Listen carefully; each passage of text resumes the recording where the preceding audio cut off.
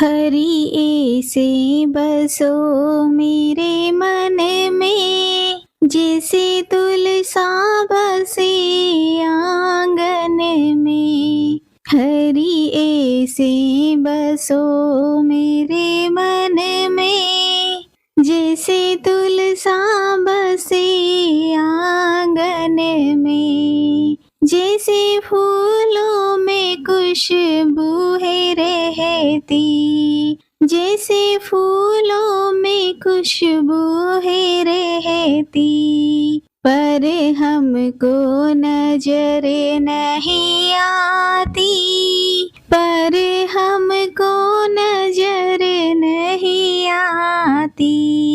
ऐसी खुशबू बसा दो मेरे मन में, कोई देखे ना तुमको हम में। ऐसी खुशबू बसा दो मन में, कोई देखे ना तुमको हम में। हरे कृष्णा। आप सभी का दिन शुभ और मंगलमय हो और कान्हा जी आप सभी की मनोकामनाएं पूर्ण करें। इससे पहले कि वीडियो को लाइक करने के लिए और कमेंट करने के लिए आप सभी भक्तजनों का बहुत बहुत आभार उम्मीद है। आपने कार्तिक मास महात्म का अध्याय 1 भी हमारे चैनल पर जरूर सुना होगा। अगर नहीं सुना है तो आप कार्तिक मास महात्म का अध्याय 1 भी जरूर सुन लीजिएगा। तो आइए शुभारंभ करते हैं आज की कथा का।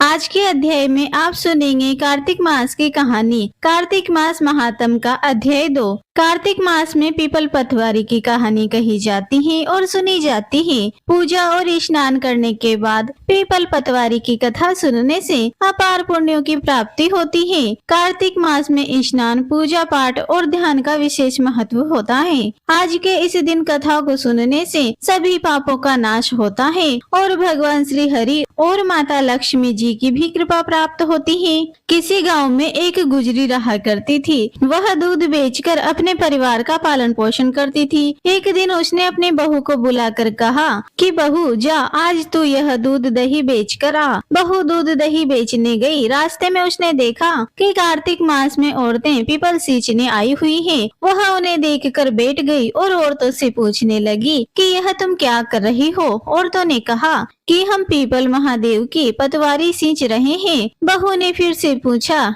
अच्छा ऐसा करने से क्या होता है? तब औरतों ने बताया कि ऐसा करने से अन्न धन की प्राप्ति होती है। अगर किसी का पति वर्षों से बिछड़ा हुआ हो तब वह मिल जाता है।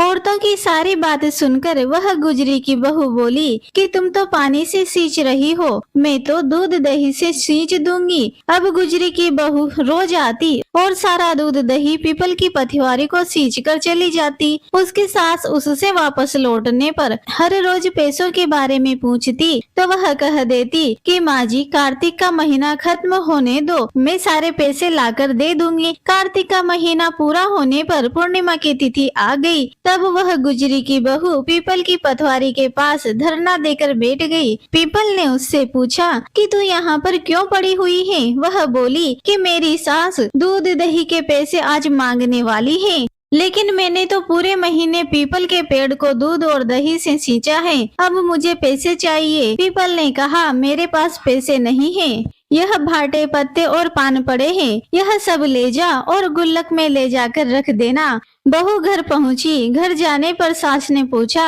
कि बहू बता पैसे लाई है? बहू कहने लगी माँ जी लाई हूँ और मैंने गुल्लक में भी रख दिए हैं। सास ने गुल्लक खोलकर देखा तो उसकी आंखें फटी रह गई। गुल्लक में से हीरे मोती जगमगा रहे थे। सारे सूखे पत्ते धन में बदल गए थे, जिन्हें देखकर सास कहने लगी अरे बहू तू इतना धन कहाँ से ले आई है? वह सीधी सादी थी। उसने अपनी सास को सारी बातें सच सच बता दी कि उसने तो दूध दही से पीपल पतवारी सींच दी थी और पैसे मांगने पर पीपल ने पत्ते, डंडे और भाटे दे दिए थे और वह गुल्लक में रखने से हीरे मोती बन गए। अब बहू की सारी बात सुनकर सास बोली कि बहू तब तो मैं भी पीपल पतवारी सींचने जाऊंगी। अब सास दूध दही तो बेच आती और 2 दही की हांडी धोकर पीपल की पतवारी में रखाती। घर आकर बहू से कहती कि तू मुझसे पैसे मांग।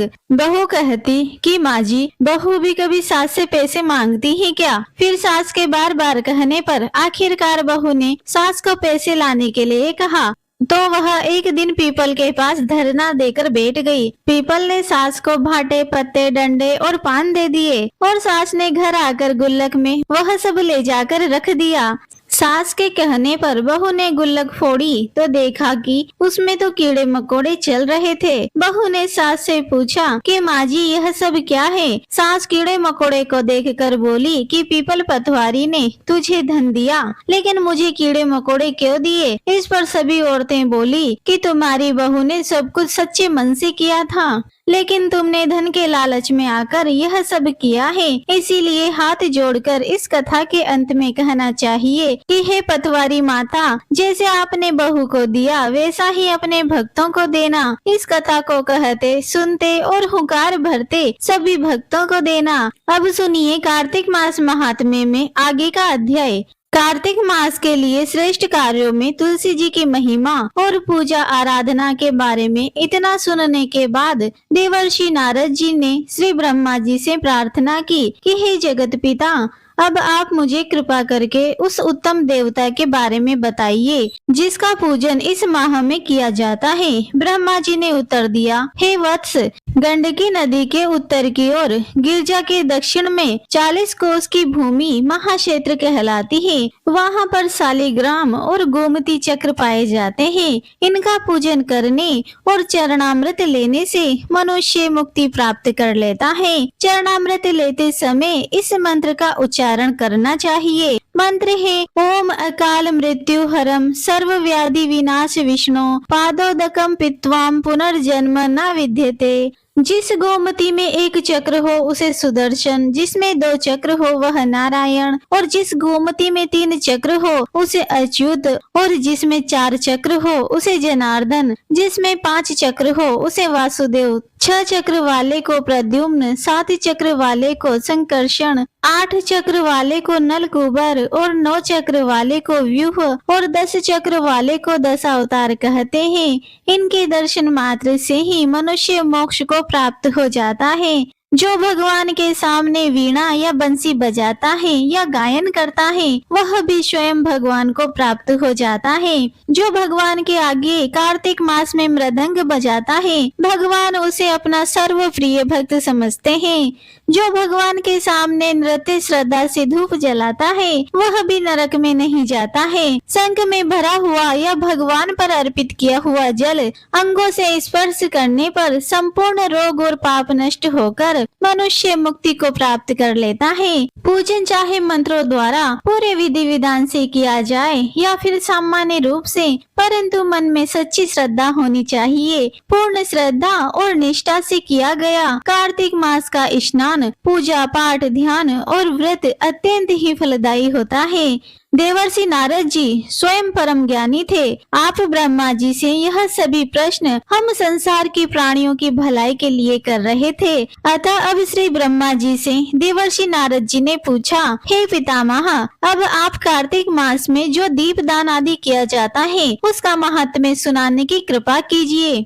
नारद जी का यह प्रश्न सुनकर ब्रह्मा जी बोले, हे पुत्र, दीप चाहे स्वर्ण का हो या चांदी का, तांबे का हो या मिट्टी का, अपने सामर्थ्य और श्रद्धा के अनुसार कार्तिक मास में दान अवश्य करना चाहिए। कार्तिक मास में दीप दान करने से समस्त पापों का नाश हो जाता है।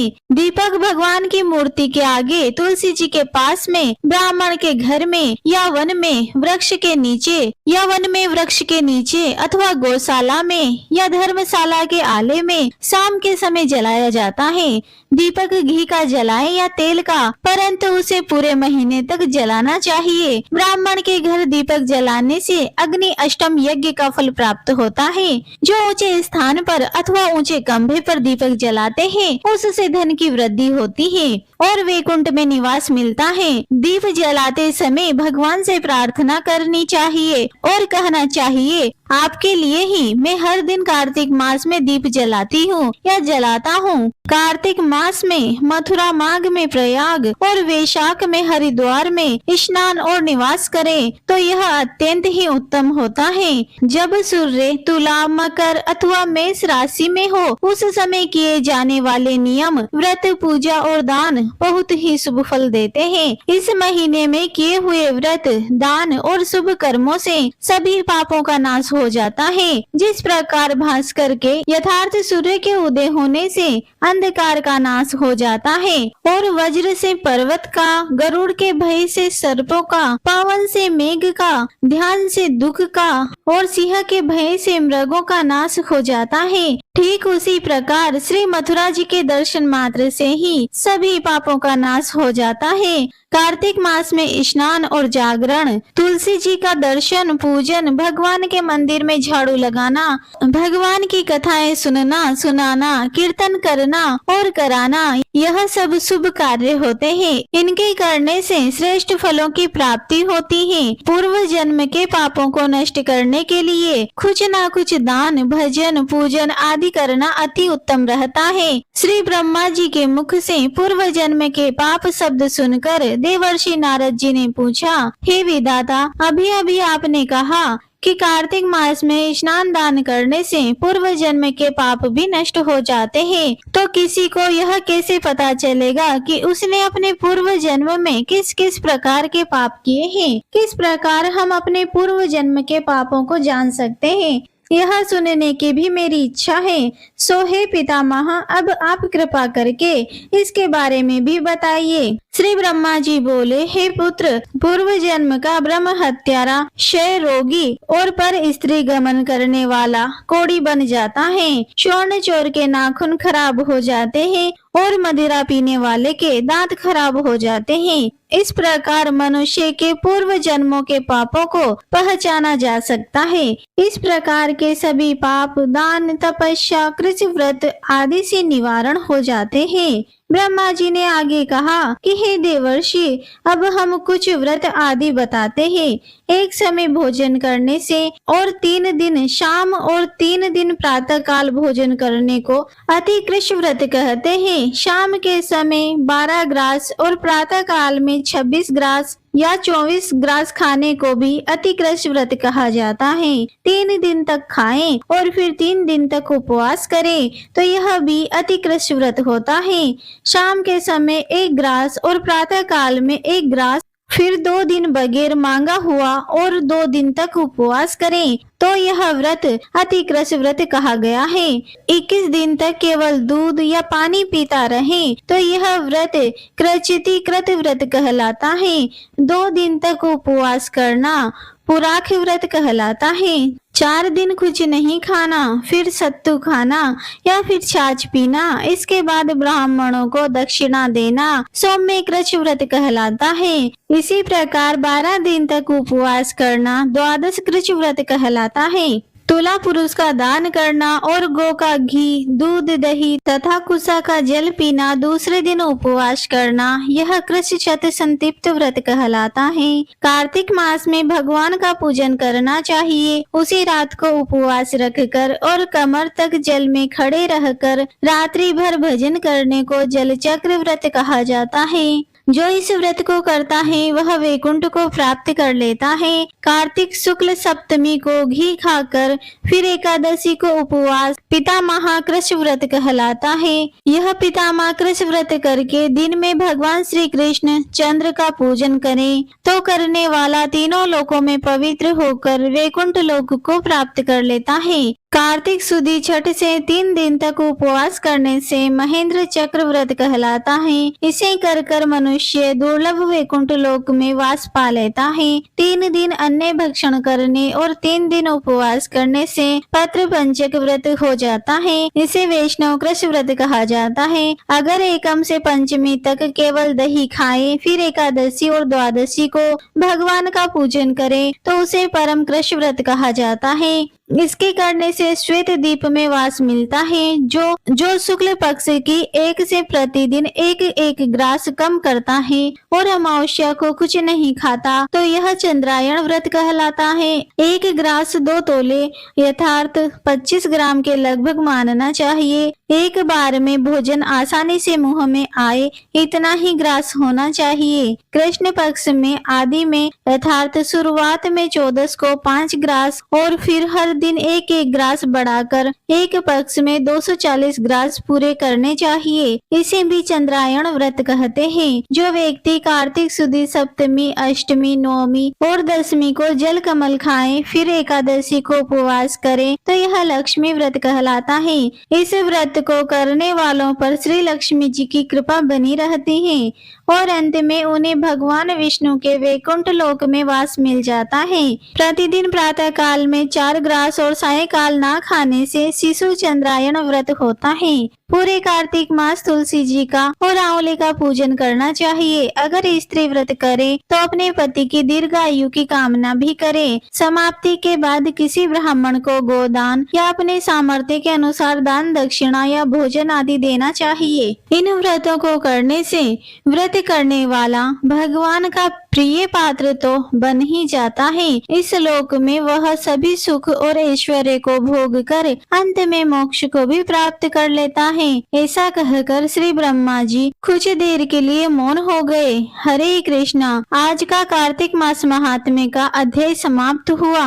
तुलसी महारानी नमो नमो, तुलसी महारानी नमो नमो, हरि की पटरानी नमो नमो। प्रेम से बोलिए श्री तुलसी माता की जय, भगवान श्री विष्णु जी की जय, शालिग्राम भगवान जी की जय।